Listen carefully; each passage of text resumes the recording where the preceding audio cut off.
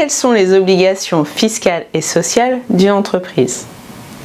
En tant que chef d'entreprise, vous devez connaître les charges sociales et fiscales que vous allez payer. Et j'en profite pour remercier Delphine qui m'a suggéré cette vidéo dans les commentaires YouTube.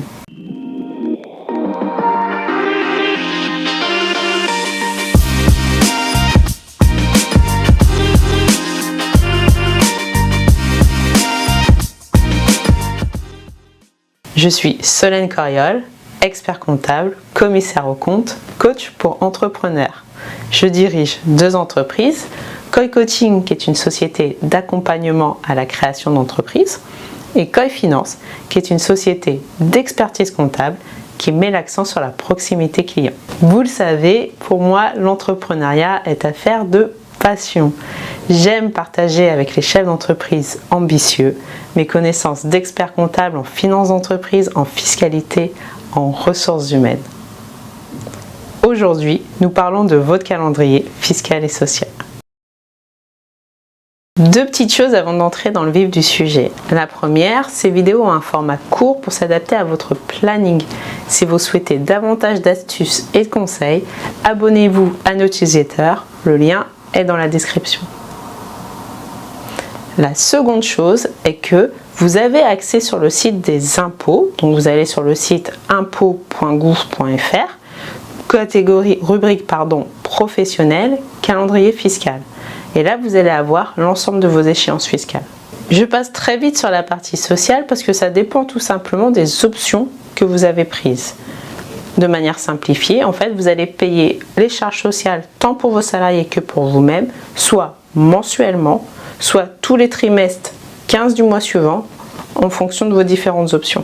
Concernant le calendrier en matière de TVA, je vous invite à regarder les 2 précédentes vidéos. Et là, on attaque pour les autres déclarations. Avant le 31 décembre de l'année de votre création, vous devez déposer la 1447 CSD, qui est la déclaration initiale pour la cotisation foncière des entreprises. Ensuite, chaque année, avant le 1er mars, vous allez déclarer et payer les taxes assises sur les salaires, la taxe d'apprentissage, la formation professionnelle continue. On l'appelle comme ça parce qu'elle est calculée, elles sont calculées sur les salaires.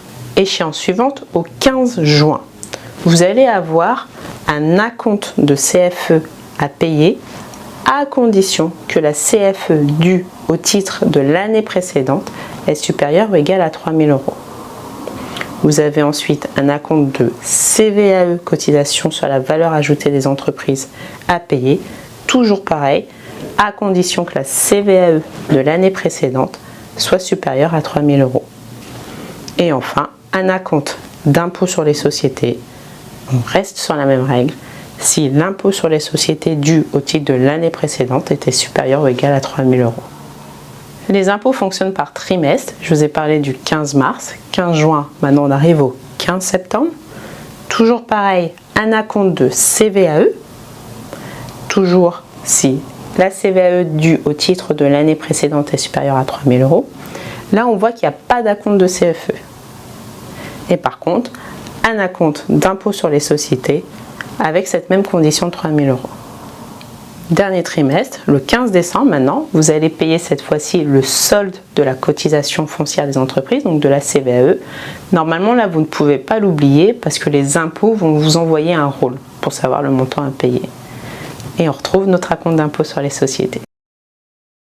Je vous ai parlé des déclarations en cours d'année. Maintenant, dans les 3 mois de la clôture de votre exercice fiscal, vous allez avoir la DAS2. Qui permet essentiellement de déclarer les honoraires. Toujours dans les 3 mois de la clôture de votre exercice fiscal, 15 du mois suivant.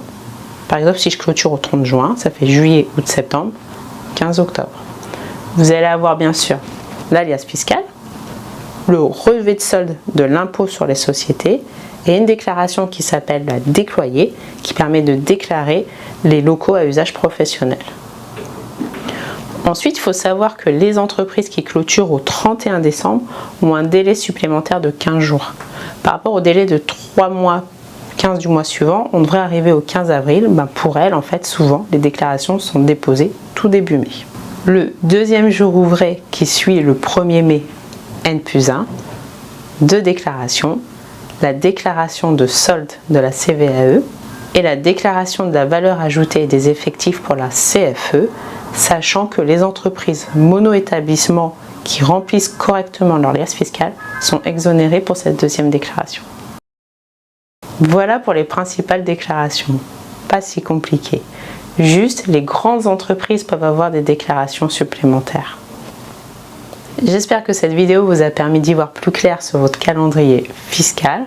Vous le savez, si vous le souhaitez, vous pouvez m'envoyer un mail à communication@coy-finance.fr. Si vous souhaitez plus d'astuces et de conseils, pensez à vous abonner à notre newsletter ou à télécharger l'un de nos guides. Les liens sont dans la description.